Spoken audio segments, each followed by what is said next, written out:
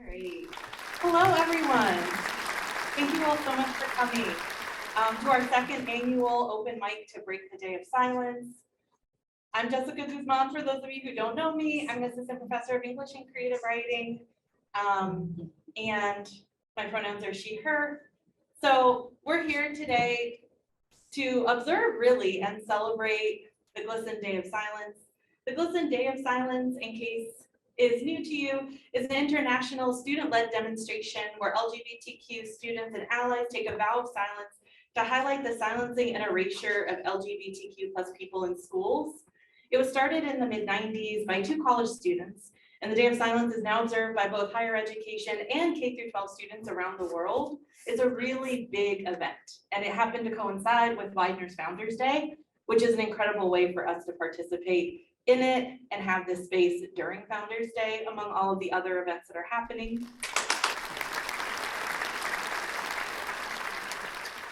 As I said, the Day of Silence is really about recognizing all of the ways that LGBTQ students are silenced and erased, just to kind of give a little more facts that coincide with some of the ways that these happen. Over 4 in 5 LGBTQ students don't see positive LGBTQ representation in their curriculum at all. Nearly 9 in 10 experience harassment or assault, and almost a third miss school because they feel unsafe or uncomfortable. And of course, these are numbers that continue, unfortunately, to grow in light of a lot of recent legislation, such as the Don't Say Gay bill in the state of Florida. So it's so important to have this opportunity for us to come together as a Widener community to observe and break the silence together, and to raise awareness and make Widener a more inclusive space for everyone. In addition to tonight's open mic, we have, I think, a display from the Sexuality Archives by the laptop in the back. So I encourage you guys to take a look at, while you're grabbing the food, to take a look at the laptop to see that display. All our thanks to the archivists who worked to put that display together, featuring LGBTQ history and some of the history specific to Widener. Also, a thank you to everyone who helped put this event together. This event is sponsored by the Multicultural Student Affairs Office, the Wolfgram Memorial Library, the Sexuality and Gender Alliance Student Organization, the Department of English and Creative Writing, the LGBTQ plus Task Force, the Office of our Chief Diversity Officer, and we also have a thank you to Rebecca Ross and Student Accessibility Services for providing our wonderful captioner who is captioning for anybody streaming in. Yay.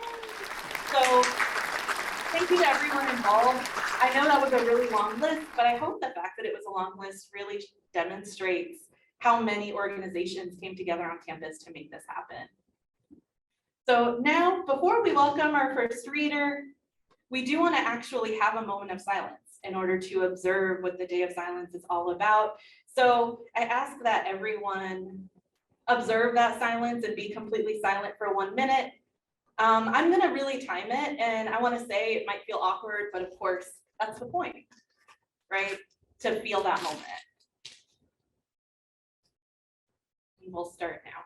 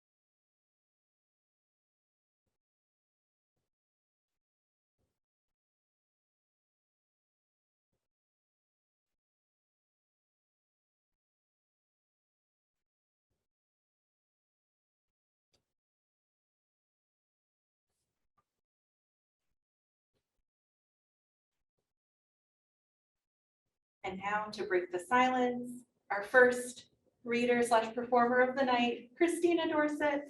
Kristina uses she, her pronouns and has been a librarian at Wolfram for almost 3 years. She's a member of the LGBTQ task force and the Faculty Council DEI committee. She's one of the organizers of tonight's event and will be performing 2 poems. So please give her a very, very loud welcome.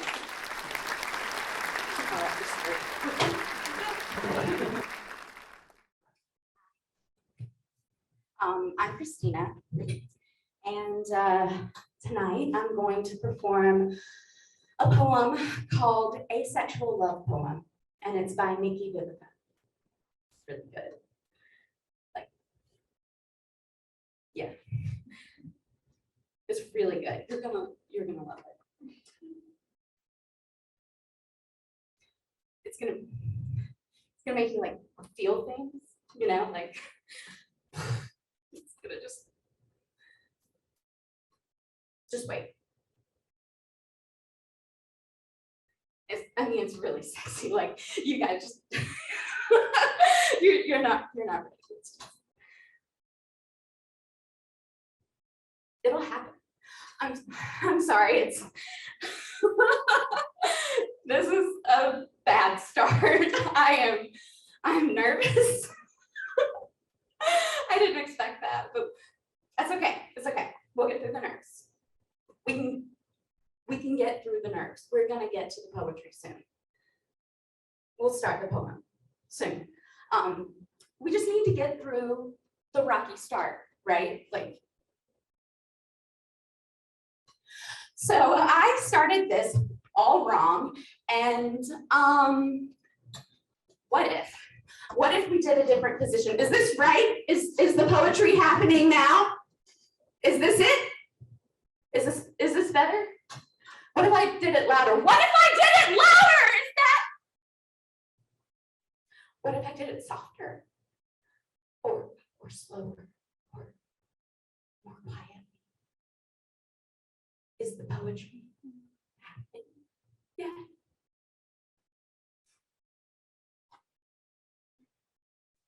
Look, I know this poem seems disappointing. But just keep listening, it's gonna get really good. It's gonna get really good. You know, it'll happen. The poetry's gonna happen. And if it doesn't happen, then maybe you were listening wrong. Maybe you were listening to the poetry wrong.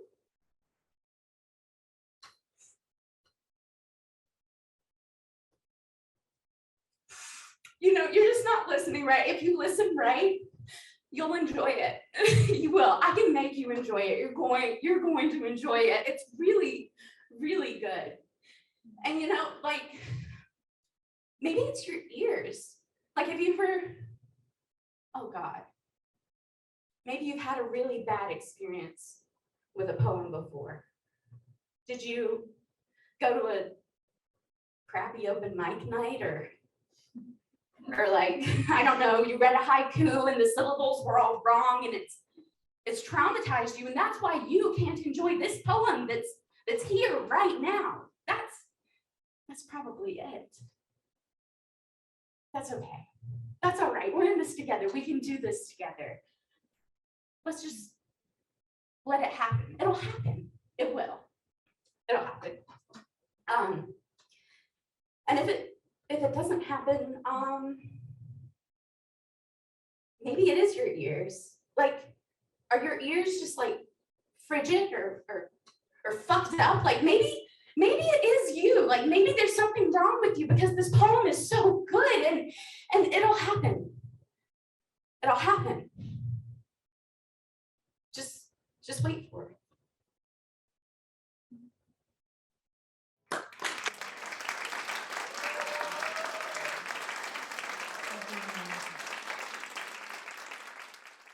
You.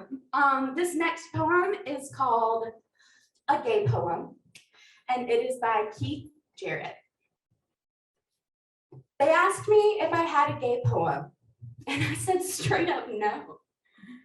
My words don't deviate between straight lines. My poems don't mince their words or bend or make queer little observations. They asked me if I had a gay poem, so I answered honestly that no, I don't have any gay poetry. And even if unthinkably I did, what would that say about me? I mean, even presenting the question puts me in a precarious position, and how could I broach the subject with my own creation? Like, excuse me, poem, are you gay? Have you grown up contrarily to what I wanted you to say? I mean, I certainly didn't write you that way. Was it something that I said, something that I did that turned you? Maybe I should have peppered your verses with sport, girls, and beer. Maybe as your author, I deserted you. Or did another writer make you queer? Okay, let's say hypothetically that this poem is gay. Maybe it's just a confused poem that needs to be straightened out.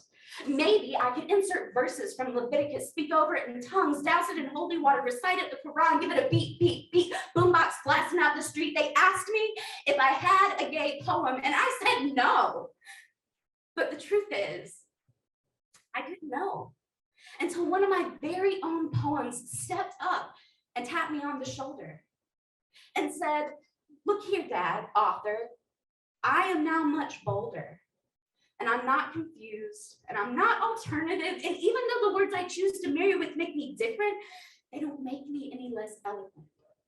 I don't need to be overly elegant. That's why I stepped under your gaydar. But why are you so afraid to embrace it? Face it, it's just another part of me. You can't erase it. The more you try to label me with your twisted synonyms, the more you say you hate the sinner and despise the sin, the more you try to clip my words and stifle my expression, the more I know it's you, not me, whose morality should be called into question. They asked me to read out a poem. They said, choose your strongest, one of your best. Choose a poem that won't stand for any foolishness. And they asked me if I had a gay poem. So I said, yes. That was so good. Oh my God. Oh, thank you so much, Kristina, for getting us started. So great. Next, we have Sylvia Byrd. Sylvia Byrd, she, her, is an 8-year-old who loves to read and write and is very excited to be here tonight. She'll be reading a Shel Silverstein poem and reading her line from Midsummer Night's Dream, which she will be performing in the first weekend in June with the School Free Players, a homeschool theater company in Philadelphia.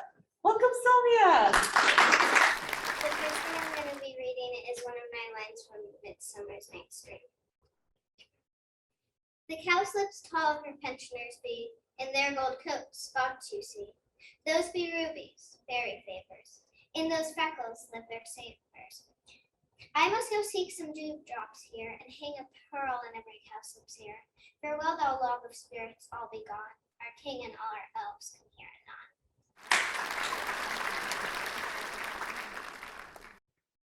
No, I do not want a kitten. No cute kiddly kitty poo. No more long hair in my cornflakes. No more midnight meowing moos. No more scratching, snarling spitters. No more sofas clawed to shreds. No more smell of kitty litter. No more mousies in my bed. No, I will not take that kitty. I've had lice and I've had fleas. I've been scratched and I've been sprayed and I've been bitten. I've developed allergies. If you've got an 8-ball, take it. If you have a lion, that's fine. If you brought some walking bacon, leave him here. I'll treat him kind. I have room for mice and gerbils. I have beds for boars and bats.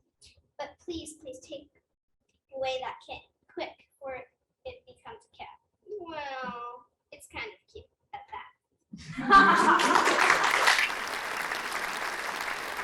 Thank you so much, Sylvia.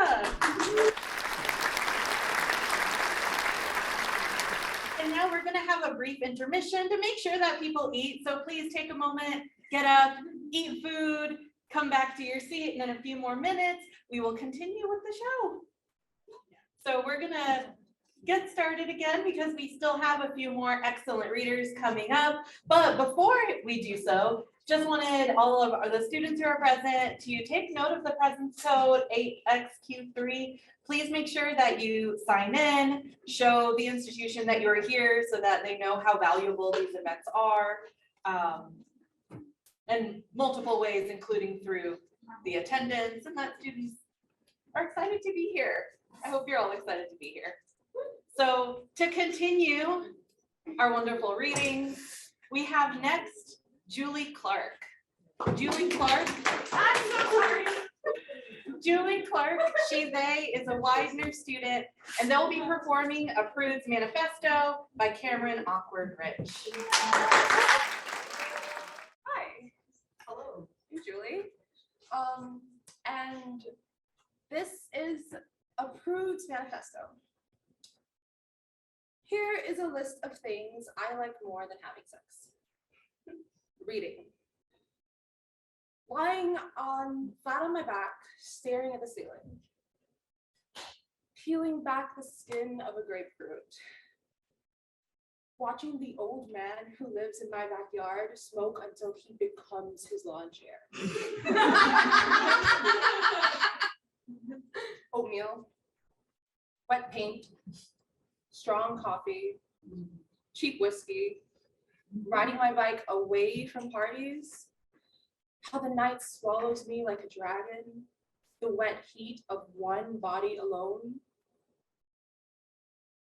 etc., etc., etc. Amen.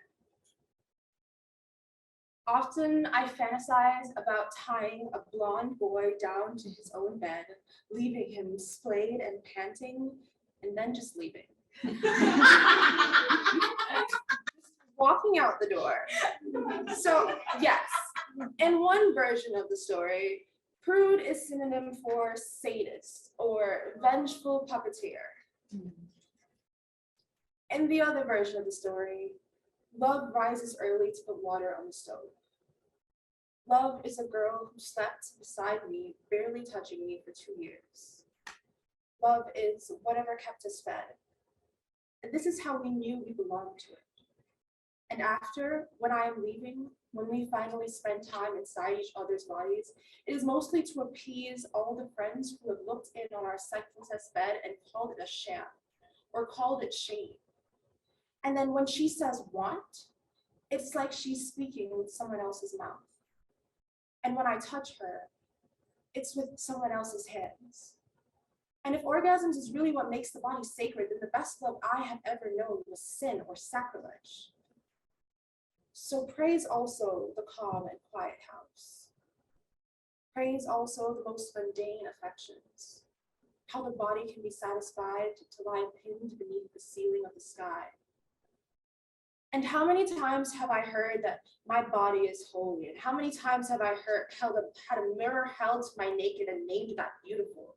And how many times has love tried to train the shame back out? Listen, I have been made ghost and reborn as flesh. I have locked the body in the bedroom. I have given someone else the key. I have burned down the whole apartment. I am beautiful. I am holy. I am unashamed. Amen. So often when someone tells me that I should just love myself, it sounds more like they would like me to let them love me the way they want to.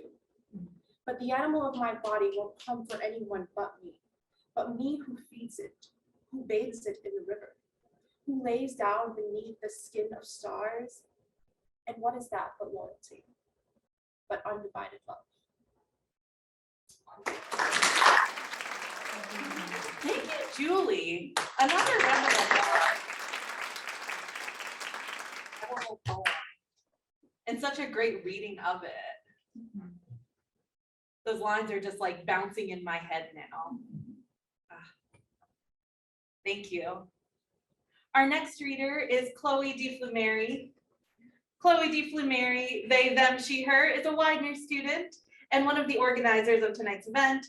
They will be performing a selection of poems, including one of their own that's an award winner, which they may not say, but I will.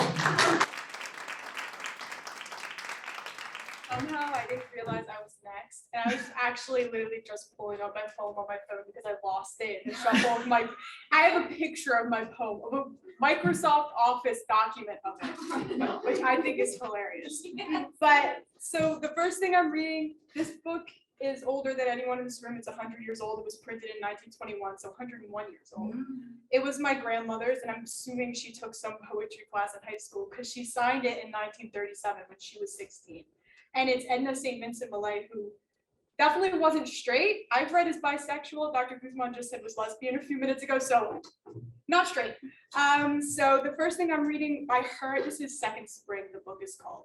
The poem I'm reading by her is called Spring.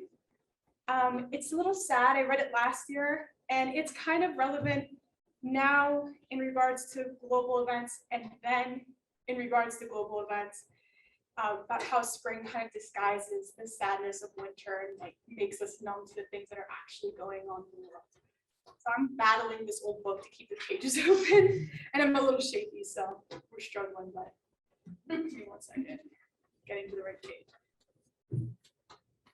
To what purpose, April, do you return again? Beauty is not enough. You can no longer quiet me with the redness of little leaves opening stickily. I know what I know. The sun is hot on my neck as I observe the spikes of the crocus. The smell of the earth is good. It is apparent that there is no death. But what does that signify? Not only underground are the brains of men eaten by maggots, life in itself is nothing. An empty cup, a flight of uncarpeted stairs. It is not enough that yearly down this hill, April comes like an idiot, babbling and strewing flowers.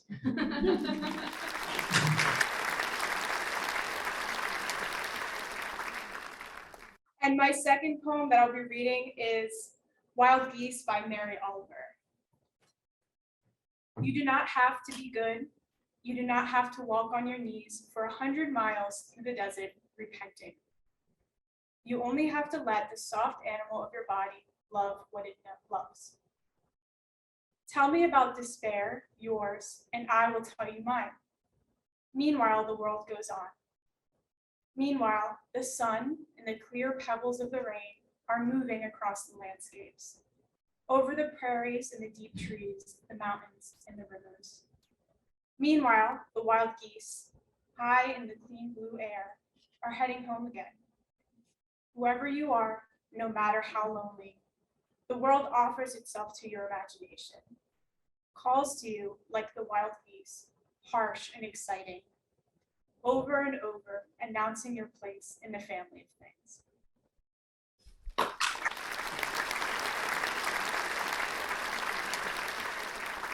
Now my third and final poem. This is the one I wrote.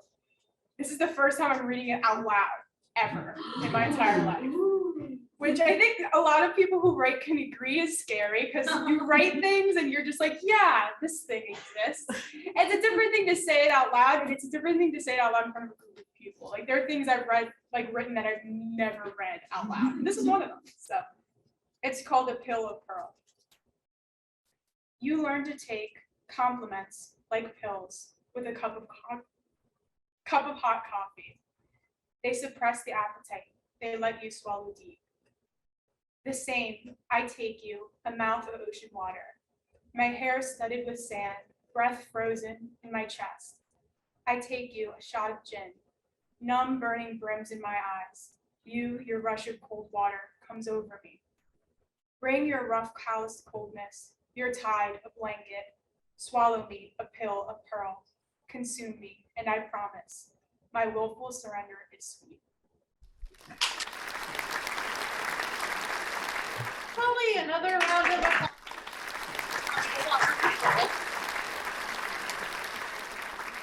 Excellent. Also, you almost made me tear up. I always feel that way when I hear Wild Geese by Mary Oliver. Yeah, So it has that good. effect. So good. So we have one more reader for us tonight, Stephanie Schechner.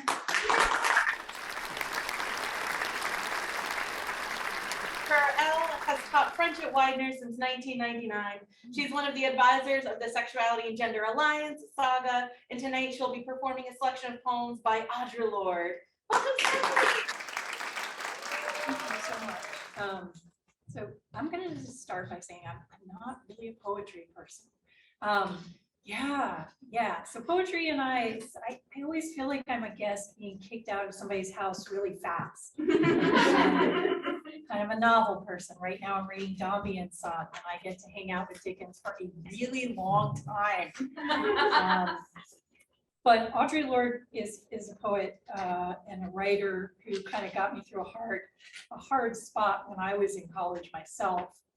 And over the course of this year, I've been thinking a lot about the relationship between parents and children. I've been going through some stuff. I lost my mom in the fall, and in the wake of that, realized I have children. Sounds kind of silly to be saying at this late stage, but a lot of people that I had always thought of as children myself had the chance to kind of show up for me in new ways this year. So I'm going to read some poems about children. Suffer the children. Pity for him who suffers from his waste. Water that flows from the earth for lack of roots to hold it, and children who are murdered before their lives begin. Who pays his crops to the sun when the fields are parched by drought, will mourn the lost water while waiting another rain. But who shall disinter these girls to love the women they were to become, or read the legends written beneath their skin? Those who love them remember their child's laughter, but he whose hate has robbed him of their good has yet to weep at night above their graves. Years roll out and rain shall come again. But however many girls be brought to sun, someday a man will thirst for sleep in this southern night, in his southern night, seeking his peace where no peace is, and come to mourn these children given to the dust.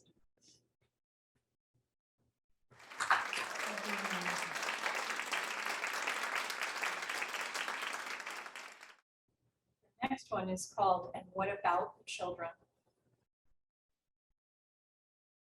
Now we've made a child, and the dire predictions have changed into wild, grim speculations. Still, the negatives are waiting, watching, and the relatives keep right on touching. And how much curl is right for a girl? But if it's said at some future date that my son's head is on straight, he won't care about his hair, nor give a damn whose wife I am.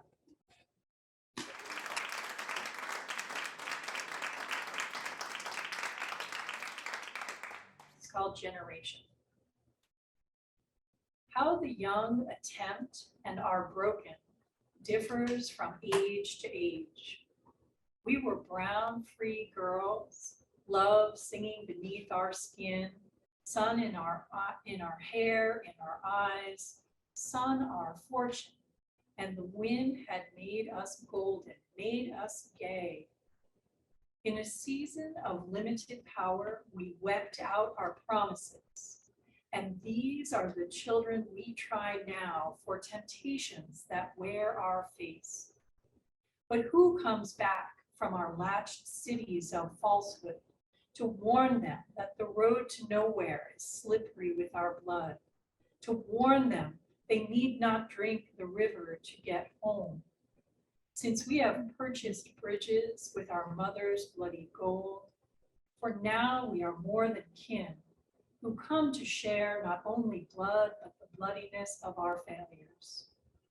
How the young are tempted and betrayed into slaughter or conformity is a turn of the mirror, time's question only.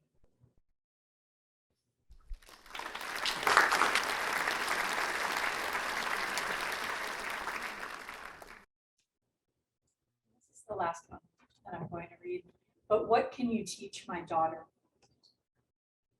What do you mean, no, no, no, no? You don't have the right to know how often have we built each other as shelters against the cold, and even my daughter knows what you know can hurt you. She says her knows and it hurts. She says when she talks of liberation, she means freedom from that pain. She knows what you know can hurt, but what you do not know can kill.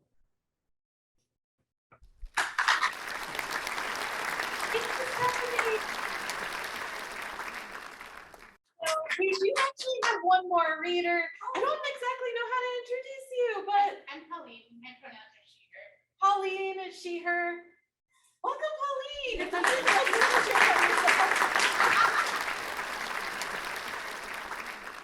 going to read a poem by Andrea Gibson and then 2 poems by Alok.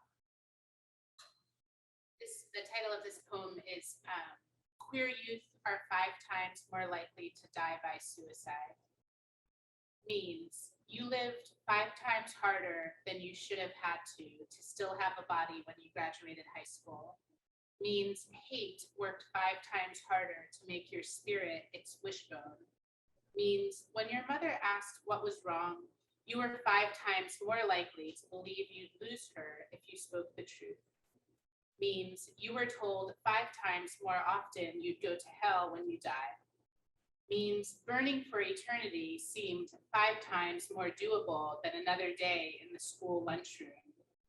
Means you were 5 times more inclined to triple padlock your diary.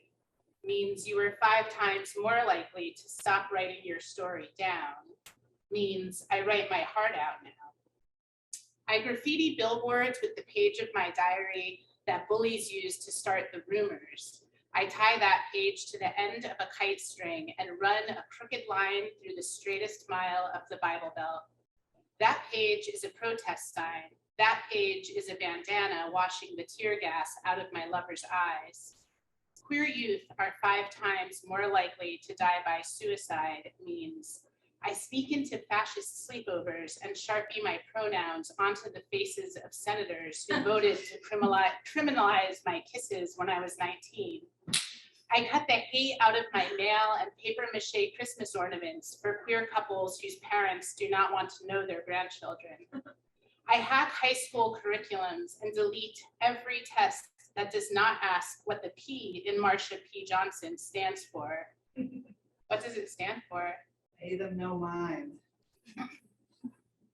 I walk through graveyards with a chisel correcting the names of trans kids whose families said no when asked, can you just let me live? I pace the suburbs with spray paint, editing the welcome mats of homophobes until they all speak the truth, that they personally burned the roof over the heads of queer youth are 5 times more likely to die by suicide. Means there are many days I thirst for my own silence, but walk through the desert screaming instead, because I, like most of my queer friends, don't have a child. I have millions, from Nebraska to Schechner, to the Baptist church where I grew up.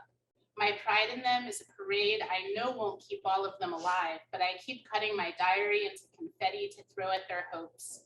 When they float by, scared or furious or laughing or in love and desperate for the headline to say, queer youth are 5 times more likely to offer to walk their younger siblings home from school, to notice the different accents of sparrows, to find an eyelash and spend 20 minutes trying to pick what to wish for.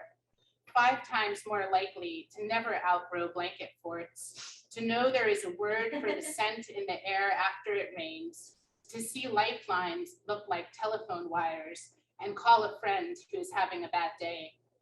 5 times more likely to adore the last man who walked on the moon just because he wrote his daughter's initials there. To know that there is no universe in the world in which they would not be proud of their own children. Queer youth are 5 times more likely to see you how you dream of seeing yourself, to write something in your yearbook that will get you through the next decade, to spot a stranger crying and ask if there's anything they can do to help. 5 times more likely to need us to do the same. This is Alok's new book called Your Wound, My Garden, and this poem is called Your Wound, My Garden. I am not interested in legitimacy. Legitimacy is a circus that requires me to convince others of what already is. I have more important things to do with my time. Does the ground have to authenticate itself to the feet? Does water have to substantiate itself to the tongue? I have nothing to prove. My dignity is not up for debate. I accept myself, and that is not only enough, it is everything. Contrary to popular belief, I am not a character in your novel. I am not an actor in your TV show. I am not a statue in your courtyard.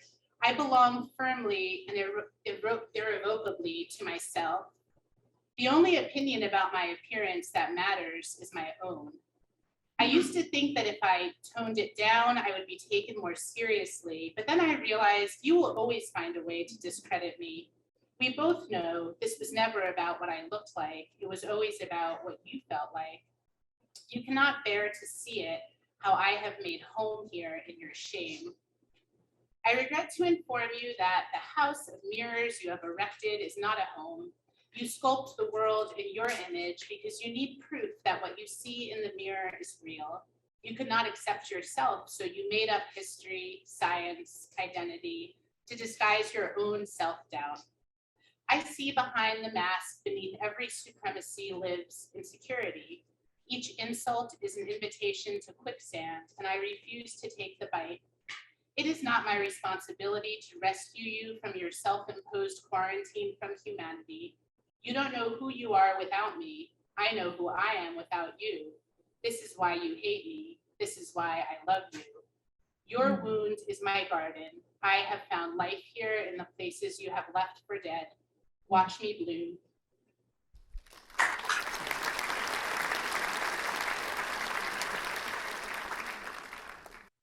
This is Alok's New Year's revelations. 1. There are far more worthy pursuits than being liked, like being. 2. Not all knots need to be untied. You are not for everyone. You are for you. How devastating, how gorgeous. 3. Their fear is not your own. Emancipate yourself from their shame. Protect your beauty. 4.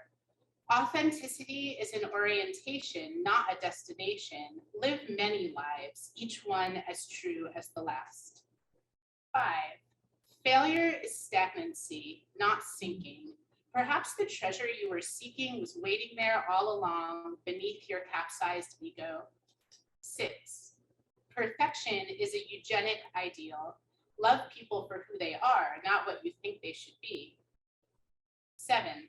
No one is coming to rescue you. This is not a tragedy. It's an opportunity. Become the person you were waiting for. 8. Feeling is dangerous, but what do you call dissociation? Better to know the origin of bruise than not. 9. There are words and worlds that don't exist yet. Make them up. Few things are more real than fiction. 10. Design murals for all the miracles, paint them in every conversation, make hope contagious. 11. Once upon a time, someone felt your loneliness. Find ancestors, become their living memorial. Thank you so much, Pauline. Thank you to all of our readers. Thank you to everyone who worked to organize the event. There is still food. Please eat it. Eat the food. Take stickers. Take squishies. Take pins. Yes, enjoy. One more round for everyone.